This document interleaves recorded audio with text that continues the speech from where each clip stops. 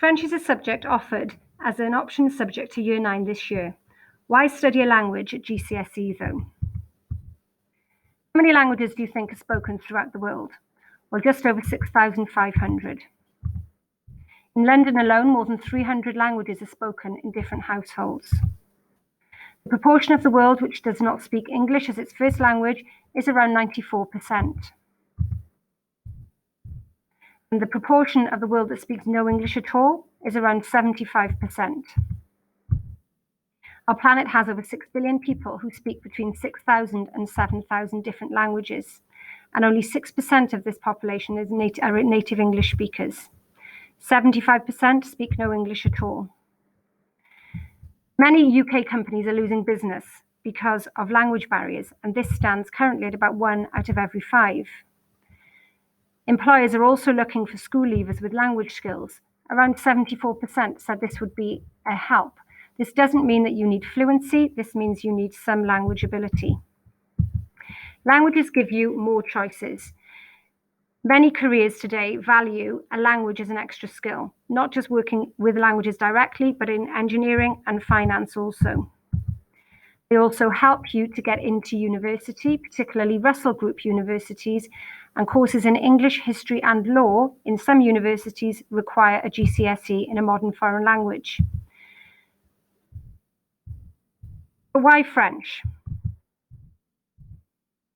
Currently, there are close to 70 million people with French as their first language. It's spoken in 60 countries around the world. It is a global language along with English, and it is spoken across all 5 continents. Also, France is the world's largest manufacturer of television sets. They're leaders in medical genetics and the world's 3rd manufacturers of electronic equipment. They're also the 4th largest producers of cars. Aviation and aerospace is also at the forefront. France is a major world research centre in the field of high energy physics. Tourism also is of huge importance, and more tourists visit France than any other country in the world. French, along with English, is the official working language of the United Nations, the International Olympic Committee, the International Red Cross, the Council of Europe, the European Court of Justice.